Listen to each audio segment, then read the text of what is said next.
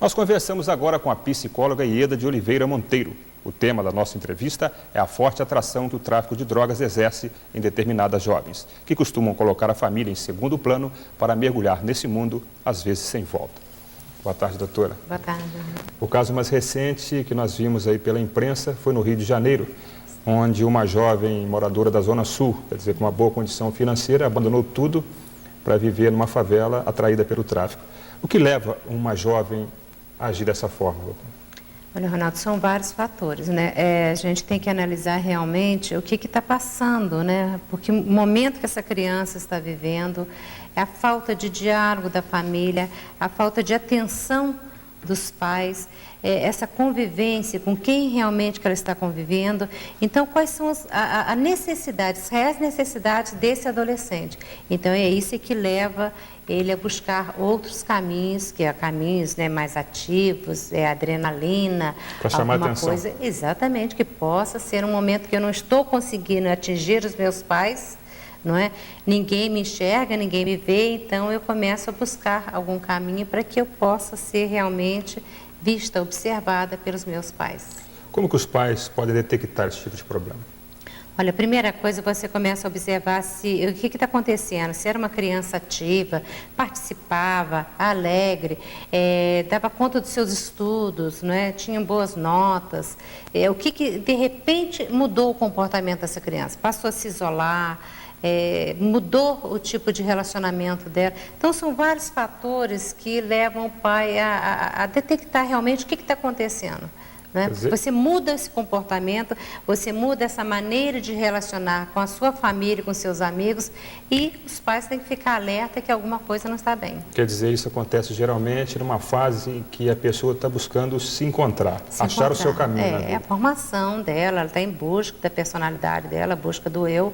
Então, é justamente uma fase perigosa, né? Que se os pais não têm condições, não é, de observar, de analisar, mas percebe que tem alguma coisa errada, que procure realmente uma ajuda, que seja na questão da escola, que busque conversar com os professores, se esse filho está houve alguma mudança, alguma alteração nesse comportamento dessa criança, não é, com a vizinhança, com os próprios colegas. Quer dizer, a família ela tem que se aproximar mais dos companheiros do seu filho, da vizinhança, com quem que ela convive, com quem que ela sai, na escola, com os professores. É o maior envolvimento mesmo da família.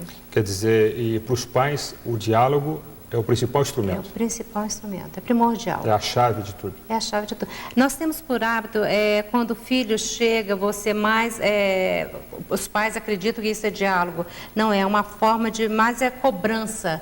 O que a gente mais ouve nos consultórios é justamente assim, meu pai, ele me dá muita liberdade.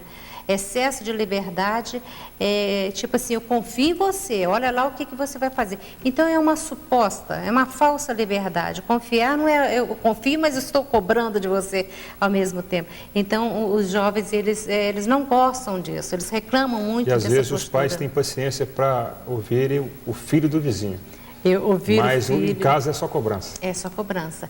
A forma de passar, como é que foi, meu filho, o que você fez, não é? Vamos sentar aqui, vamos discutir, vamos conversar um pouquinho. Não tem, é sempre, e aí, o que foi? Olha a hora que você chegou. Então, que liberdade é essa se ao mesmo tempo eu estou cobrando? E esse jovem, ele quer falar das suas intimidades, ele quer falar da sua liberdade. E falta realmente, é muito difícil, até porque a nossa geração não foi uma geração de diálogo, de liberdade com os filhos. Então, fica complicado realmente. Não é todos os pais, principalmente o homem, né? A figura do homem que tem essa intimidade de chegar e dialogar com os filhos. Quer dizer, às vezes, então, na maioria das vezes, o mundo das drogas é o refúgio. É o refúgio. É a busca que ele tem, não é? Que é o momento que ele tem de liberdade, de novidade. Ele acredita que ele vai entrar e que ele tem força suficiente para sair. E não é isso, que ele é autossuficiente. Não, eu sou capaz, eu vou, porque é uma coisa que mexe, né? É a autoestima, eu sou alguém, eu sou importante, então eu vou lá no mundo das drogas, né? E tenho condições de voltar, e nem sempre é por aí, ele não consegue esse retorno assim. Doutora, descoberto o problema, como os pais devem proceder? Imediatamente é buscar ajuda, né? Abrir realmente o coração, abrir as portas para esse filho, né? Conversar, envolver a família realmente nesse diálogo, participar, não omitir. Não adianta você querer esconder das pessoas isso. Então, é você ter essa relação mais íntima, ouvir mais. Nós não temos por hábito ouvir.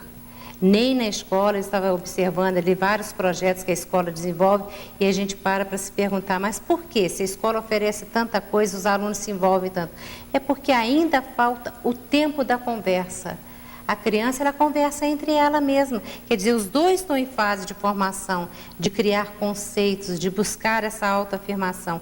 E o adulto, que é a hora de fazer essa interferência, não consegue, porque nós não temos tempo para nos dispor realmente para essa conversa, e o aluno e a criança também fica sem essa oportunidade de dialogar com o adulto, né? Quer dizer, essa vida corrida de hoje em dia também não acaba contribuindo, né? Porque o profissional às vezes sai de manhã, chega em casa à noite, está cansado, é o tempo de tomar um banho e resolver alguma coisa, quer dizer, quase não tem tempo para conversar com os Exatamente. filhos. E ele Mas é preciso achar um tempo. É necessário, Ronaldo, é necessário. Ele precisa, se a família não tem condições, procure um profissional.